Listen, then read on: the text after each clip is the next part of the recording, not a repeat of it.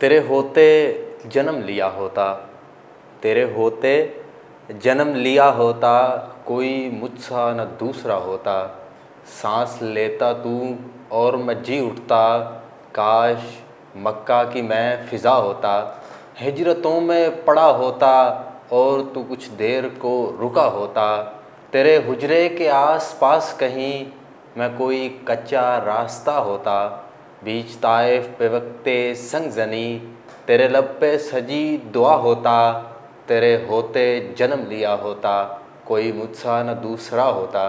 السلام علیکم ناظرین، پروگرام بہار رمضان میں خوش آمدید۔ میں ہوں آپ کا ہوسٹ حمزہ یاسین اور میں ہوں نایاب گیلانی۔ ناظرین، آج 13 رمضان المبارک ہے، یعنی کہ مغفرت کے عشرے کا آج تیسرا روز ہے۔ ناظرین، خدا کی رحمت انسان کو معاف کرنے کے بہانے ڈھونڈتی ہے۔ آپ خدا سے رحمت اور مغفرت کا تقاضا کریں، وہ خدا کی رحمت اتنی وسیع ہے کہ ہر وقت اسی آڑ میں رہتی ہے کہ کوئی آئے تو صحیح کسی بہانے اسے معافی ملے۔ احادیث میں متعدد بار اس واقعے کا ذکر کیا جاتا ہے کہ ایک گنہگار عورت کو ایک کتے کو پانی پلانے کی وجہ سے جنت دے دی گئی تھی۔ تو ناظرین، اسی کے ساتھ ہم اپنے پروگرام کا باقاعدہ آغاز کرتے ہیں۔ اور نایاب، آج کیا خاص بات ہے آپ کے پاس؟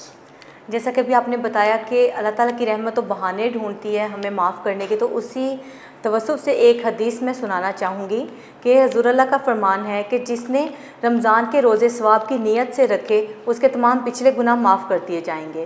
تو اسی کے ساتھ بہار رمضان ٹرانسمیشن کا باقاعدہ آغاز کریں گے تلاوت قرآن پاک سے۔ اس کے لیے ہمارے ساتھ موجود ہیں قاری خلیل اسماعیل۔ اعوذ باللہ من الشیطان الرجیم، بسم اللہ الرحمن الرحیم،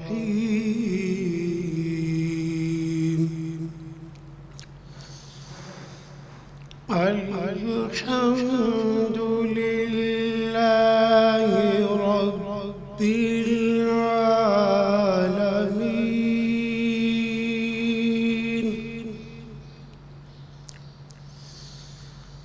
الرحمن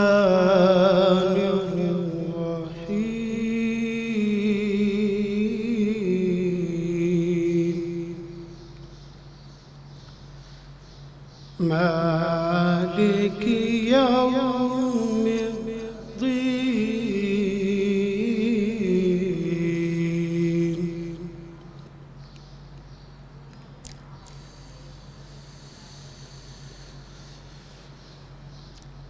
الحمد للہ رب العالمین، الرحمن الرحیم، مالک یوم الدین، ایاک نعبد وإیاک نستعین، اهدنا الصراط المستقیم، صراط الذین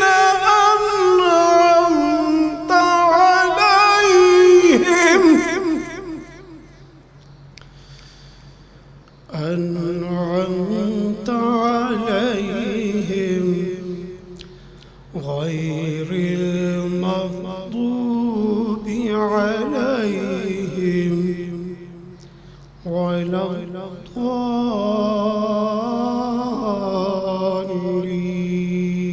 الضالین، آمین۔ صدق اللہ العظیم۔ جزاک اللہ، ماشاء اللہ۔ جزاک اللہ۔ ذکر خدا کرے، ذکر مصطفیٰ نہ کرے، میرے منہ میں ہو ایسی زبان خدا نہ کرے۔ اب ہر مسلمان کی روح کا سکون، ہر مسلمان کی آنکھوں کی ٹھنڈک، نعت رسول مقبول۔ میں تو پنجتن کا غلام ہوں، میں تو پنجتن کا غلام ہوں، مجھے عشق ہے تو خدا سے ہے، مجھے رسول سے یہ کرم ہے سارا بطول کا، میرے منہ سے آئے مہک صدا، جو میں نام لوں تیرا جھوم کے، میں تو پنجتن کا غلام ہوں، میں تو پنجتن کا غلام ہوں۔ مجھے عشق سر و سمل سے ہے، مجھے عشق ان کے چمن سے ہے، مجھے عشق ہے تو علی سے ہے، مجھے عشق ہے تو حسن سے ہے، مجھے عشق ہے تو حسین سے، مجھے عشق شاہ زمن سے ہے، میں تو پنجتن کا غلام ہوں، میں تو پنجتن کا غلام ہوں۔ ہوا کیسے تن سے وہ سر جدا، جہاں عشق ہو وہیں کربلا، میری بات انہی کی بات ہے، میرے سامنے وہی ذات ہے، وہی جن کو شیر خدا کہیں، جنہیں باب صلی اللہ کہیں، وہی جن کو ذات علی کہیں، وہی پختہ ہے، میں تو حام ہوں، میں تو پنجتن کا غلام ہوں، میں تو پنجتن کا غلام ہوں۔ سبحان اللہ، ماشاء اللہ۔ اب رمضان المبارک کے خصوصی بیان کی طرف بڑھتے ہیں، اور اس کے لیے ہمارے ساتھ موجود ہیں حافظ محمد لقمان چشتی۔ نحمدہ ونصلی علی رسولہ الکریم، اما بعد، بسم اللہ الرحمن الرحیم۔ سامعین محترم، ناظرین کرام، آج ایک مرتبہ پھر آپ کے سامنے میں حاضر ہوں۔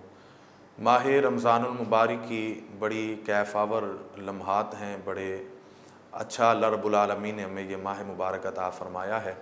مالک کائنات ہمیں اس ماہ مبارک میں اللہ رب العالمین کو راضی کرنے کی اور رکھنے کی اللہ توفیق عطا فرمائے۔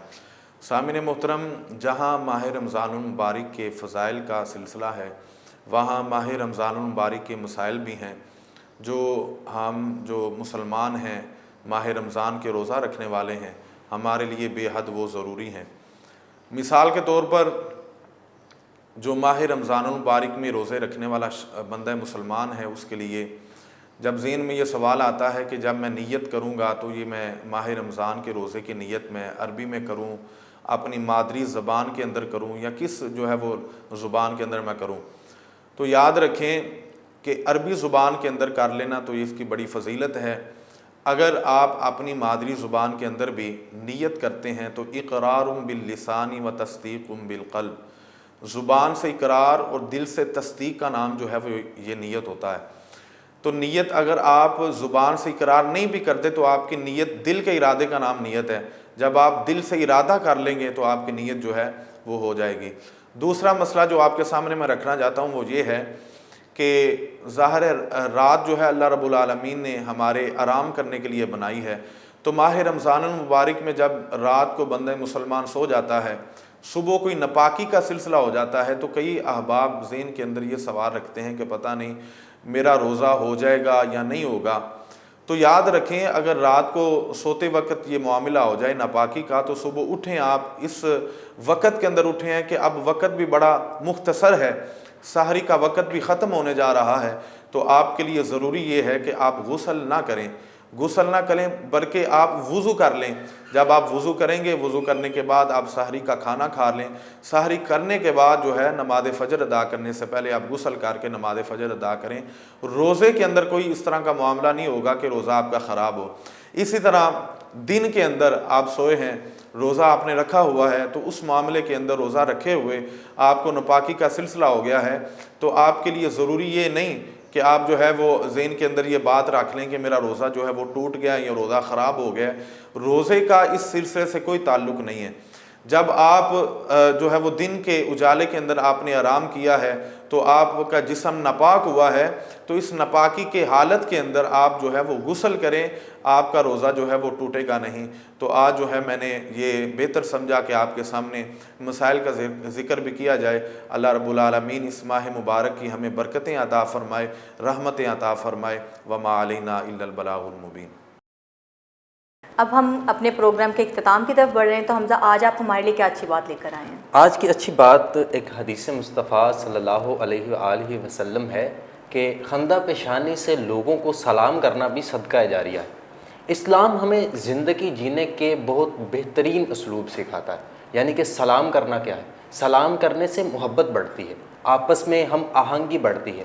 سلام کرنا ایک بہت ہی مقبول اور بہت ہی بڑا فضیلت والا عمل بھی ہے.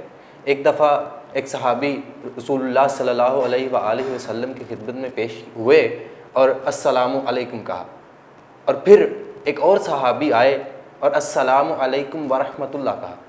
پھر اس کے بعد ایک اور صحابی آئے اور السلام علیکم ورحمۃ اللہ وبرکاتہ کہا. تو آپ صلی اللہ علیہ وآلہ وسلم نے فرمایا کہ جو سب سے پہلے جس صحابی نے سلام کیا تھا انہیں خدا نے 10 نیکیاں عطا کی، اور اس کے بعد جو دوسرے صحابی آئے اور انہوں نے السلام علیکم ورحمۃ اللہ وبرکاتہ کہا تو انہیں خدا نے 20 نیکیاں عطا کی. اور جو تیسرے صحابی آئے جنہوں نے السلام علیکم ورحمۃ اللہ وبرکاتہ کہا انہیں خدا نے 30 نیکیاں عطا کی. یعنی کہ سلام کرنا جہاں ہمارے اچھے اخلاق کو، ہمارے اچھے کردار کو ظاہر کرتا ہے، وہاں خدا سے نیکیوں کا حصول بھی ہے. تو خندہ پیشانی سے لوگوں کو سلام کیجیے، آپس میں محبتیں بڑھائیے. یہی رمضان المبارک کا ہمیں درس ہے. اسی کے ساتھ پروگرام کے اختتام کی طرف بڑھتے ہیں. آج کا ہمارا پروگرام یہیں پہ ختم ہوا. ہمیں اجازت دیجیے، آپ سے ملاقات ہوگی انشاءاللہ اگلے پروگرام میں. تب تک کے لیے اللہ نگہبان.